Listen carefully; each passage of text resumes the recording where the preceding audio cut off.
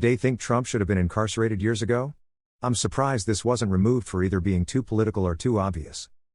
I don't know the precedents for the crimes he has committed, but I definitely think he should have been punished long ago. I'm surprised the Stormy Daniels stuff is just now coming to a head.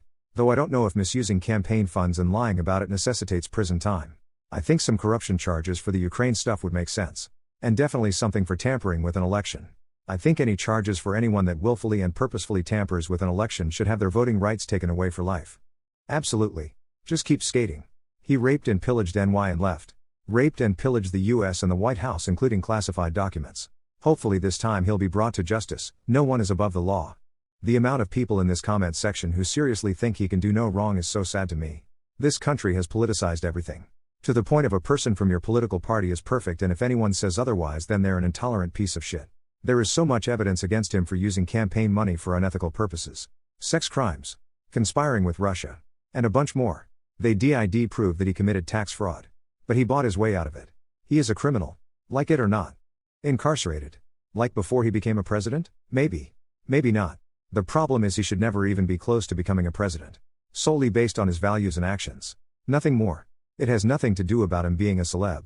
As we see Zelensky doing absolutely brilliantly. Because he has a fucking brain and morals. The guy was and still is unfit to be leading country like USA. Just on his rhetoric alone. What was the last good Marvel movie? CA, The Winter Soldier, but I'm biased as a non-comic book fan.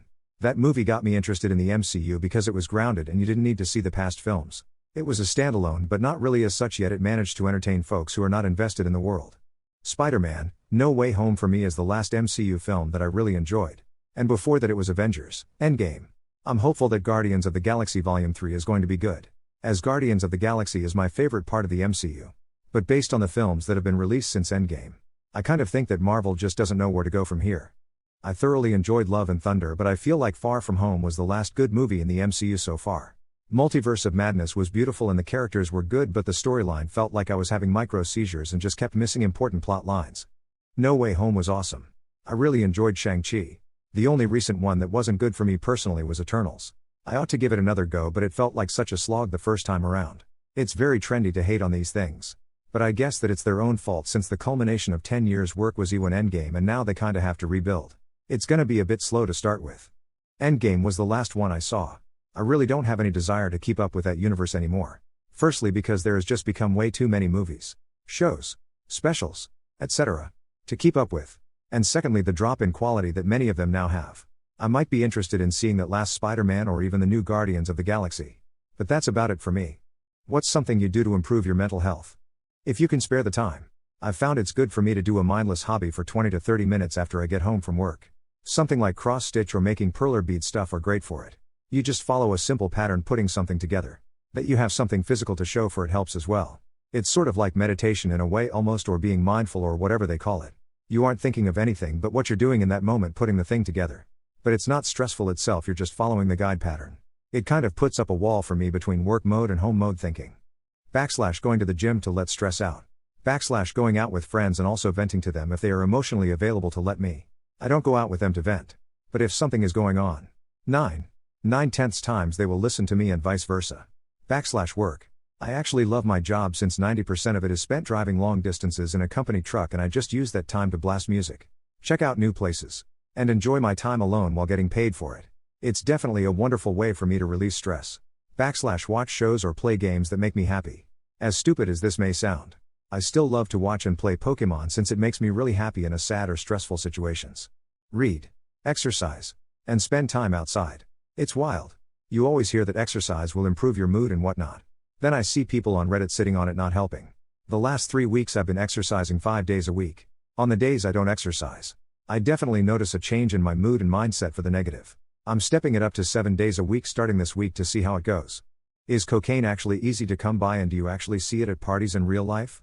As with every other drug, if you know they write people easy to come by. And if you see it at parties, depends on the party. You can get it but not as easily as before. That shit has doubled in price, so I doubt people are going to be flashing it at parties. A. Everything is easy to come by these days. Has been for like 10 years. B. Yes, it is very, very common to see. I have been offered cocaine by dozens of people at various parties and bars. It could be that you're not hanging out with people who use it, objectively. This is a good thing. I can see coke right now. It's powder in the counter. Depending on the crew it's common. Some of my friends commonly have it. Actually all of them. Not a drug I've ever done. Closest I've been to it was back in the early 00s, long before you could hit a dispensary. I went with a friend to get some weed from some guys and they just had this pile of cocaine sitting on their coffee table. I'm pretty good at keeping a calm face on, but inside I was like, holy shit and quat. I live in a beach holiday village 5 hours from the city. It's basically everywhere. A few years ago, it was ecstasy. That is almost impossible to come by now. I've friends who live 6 hours from the city. However, similar style of beach holiday town, and it's really hard to find. I think the closer you are to the city and to the main ports is really key to whether it's common or not. Depends where you live. In my circle of friends, yes, I have a couple of friends that have various connections to get a hold of different types of drugs. Coke is one of them. But keep in mind these people live in LA/Hollywood. So that might make more sense. But even before these friends moved up to LA, we had some drug connections down here in Orange County.